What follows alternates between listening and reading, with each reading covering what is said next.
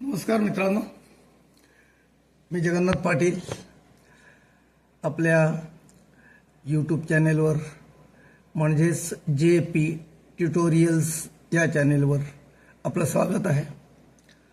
आपण सारे विद्यार्थीगण आणि पालकसुद्धा माझं हे चॅनल पाहतायत आणि भरभरून आशीर्वाद देत आहेत. त्याबद्दल सर्वांना धन्यवाद देतो. विद्यार्थी मित्रांनो, हे काही दिवस मी आपल्याशी सर्वसाधारण विषयावर बोलणार. म्हणजे मुद्दा एक असेल आणि तो सर्वसमावेशक असेल. म्हणजे कसं, पाचवीच्याही विद्यार्थ्यांना ते कळलं पाहिजे, सातवीच्याही विद्यार्थ्याला कळलं पाहिजे, 11वीच्याही विद्यार्थ्यांना कळलं पाहिजे, कॉलेजच्या विद्यार्थ्यांना सुद्धा कळलं पाहिजे. तर म्हणून असं कसं चौथी आणि कॉलेज, वयाच्या दृष्टीने फरक, ज्ञानाच्या दृष्टीने फरक, अनुभवाच्या दृष्टीने फरक, तरी माझं म्हणणं सर्वसमावेशक कसं असू शकतं हा तुमच्या मनात प्रश्न येईल. मला सांगा, आपलं हस्ताक्षर कसं आहे? चांगलं, बरं, वाईट, घाणेरडं, कोंबडीचे पाय किंवा मोत्याचे दाणे? आता ह्या ज्या पायऱ्या मी सांगितल्या ह्या चौथीसाठी पण आहेत की नाही आणि कॉलेजसाठी पण आहेत. झालं की नाही सर्वसमावेशक? तेव्हा काही गोष्टी मला सगळ्यांसाठी सांगायच्या आहेत आणि जेव्हा इयत्तानुसार सांगावं लागेल तेव्हा मी इयत्तेचा उल्लेख करीन. तरी एक गोष्ट लक्षात ठेवा बरं का, जेव्हा मी 8वीला शिकवीन तेव्हा हे माझं नाही, मी कशाला लक्ष देऊ, असं 9वी आणि 10वीच्या मुलांनी बोलून चालायचं नाही. कारण कळलं का, साधं आणि सोपं एक 8वीच्या पुस्तकात असलेल्या ज्ञानावर, माहितीवर आणि व्याकरणाच्या नियमावर 10वीला सुद्धा प्रश्न येतात. तुम्ही म्हणाले कसं आहे? तर सांगतो. 8वीच्या मुलांना अस्मत् आणि युष्मत हे शब्द पाठ करायला आहेत व्याकरणाच्या दृष्टीने, आणि 10वीला या 2 टेबलवर 1 किंवा 2 मार्काचा प्रश्न येतो. म्हणजे पाठांतर हवं की नको? दुसरं, 8वीच्या पुस्तकात 8.7 पर्यंत असलेले धडे हे प्रश्न निर्माण कसे करावे याबद्दल आहेत. आणि 8वी संपली, 9वी सुरू झाली की मुलं हे सगळं विसरतात. हा माझा अनुभव आहे. 10वीच्या मुलांना प्रश्न निर्माण करण्यासाठी 1 तास मला घालवावा लागतो. याचं कारण कळलं का? 8वीच्या पुस्तकात असलेले मुद्दे आणि व्याकरणाचा वापर 10वीपर्यंत लक्षातच राहत नाही. मग मला सांगा, ज्ञान हे ज्ञान असतं, ते कधी आपल्या डोक्यातून जात नाही. आणि माहिती ही माहिती असते, ती विसरली जाते. आता आपण वर्तमानपत्र वाचतो, म्हणजे आपले पालक आपल्या घरात पत्र येत असतील.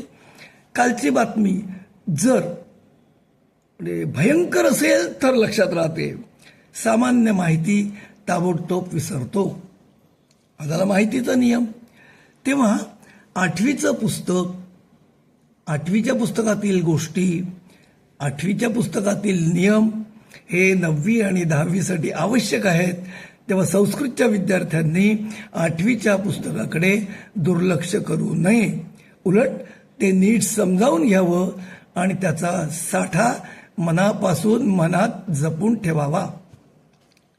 आता मी आज जो मुद्दा घेणार आहे तो उच्चारशास्त्राबद्दलचा आहे. आपल्याला थोडक्यात समजावून देतो.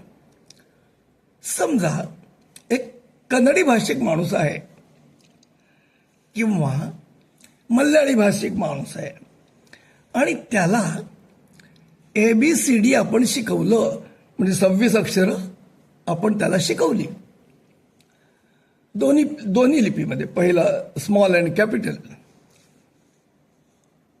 आपल्याला माहिती आहे का स्मॉलचे अक्षर किती आहेत? 26. आणि कॅपिटलची किती आहेत? 26. एकूण अक्षर किती झाली? 52. बरोबर ना? 26चा पाडा येत असेल तर तुम्हाला कळेल. 26 दुने 52. पण हे उत्तर चुकीचं आहे. कारण सांगू? 26 दुने 53 होतात. आली का पंचायत? काहीतरी जगावेगळं सांगतोय ना? नीट ऐका.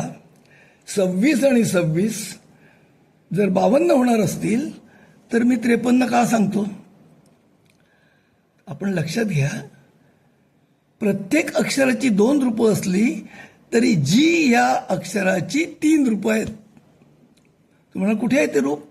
तर ठला ठ लागल्यासारखं जे रूप आहे, जेमिनीच्या तेलाच्या पाकिटवर जो ठ येतो तो जे असतो, जेमिनीचा असतो.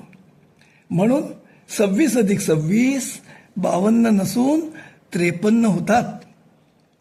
नवल वाटलं ना? कारण आपण विचार करत नाही, आणि विचार केल्याशिवाय ज्ञान संग्रह होत नाही. आपल्या मनात ज्या गोष्टी रुजतील त्याच टिकून राहतील. तेव्हा मी आता उच्चारशास्त्राबद्दल सांगताना, समजा मल्याळी किंवा कन्नडी किंवा तामिळ किंवा तेलुगू कोणत्याही माणसाला इंग्रजीची ही 53 अक्षरं शिकवली, 52 अधिक 1, आणि त्याला जर एक उतारा वाचायला दिला तर तो वाचू शकेल का? नाही ना.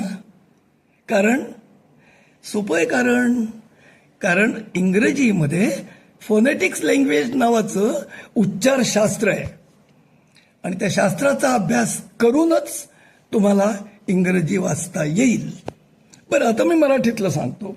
ह्याच लोकांना एक 8 दिवस घालवून आपली सगळी वर्णमाला शिकवली, स्वर शिकवली, आणि त्यांना जर एक उतारा वाचायला दिला तर ते वाचतील की नाही? होय की नाही? वाचतील. अर्थ कळणार नाही तरीही वाचतील. बघा, एक मराठी वाक्य त्यांच्या पुढे ठेवलं, मला शाळेत जायला आवडते, तर तो माणूस बाराखडीतला येतोय म्हणून तो वाचणार. ल ला काना दिलाय म्हणजे आ आहे, ला आहे वाचणार. श ला काना आहे, शा. ला मात्रा आहे, ळे. आणि त. आता शाळा म्हणजे काय त्याला कळणारच नाही, पण तो वाक्य वाचील.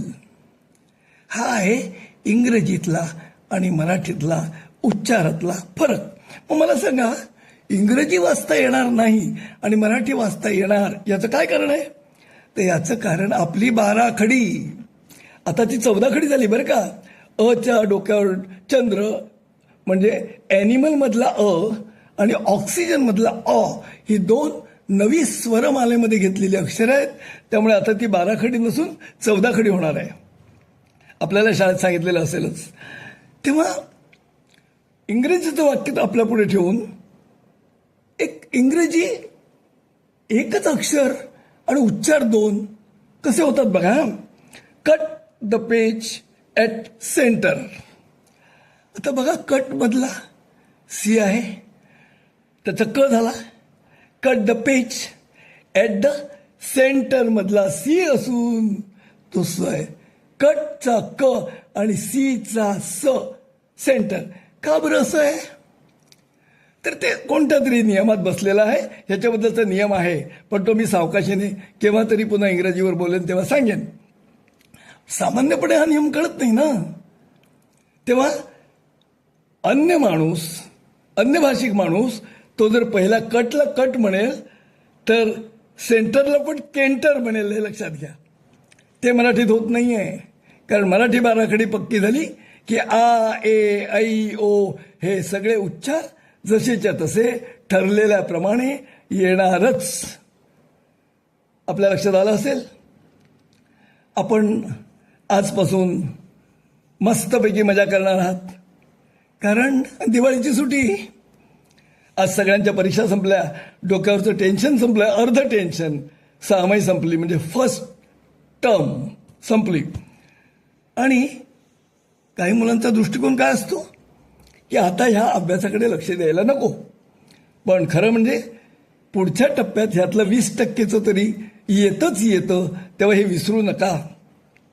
आणखीन एक मला गंमत अशी वाटते की पेपर टाकल्यावर पहिल्याच वेळेला मुलं जेव्हा घरी येतात तेव्हा ते काय म्हणतात, मज्जा, कारण 8 दिवस सुट्टी, 10 दिवस सुट्टी, 15 दिवस सुट्टी.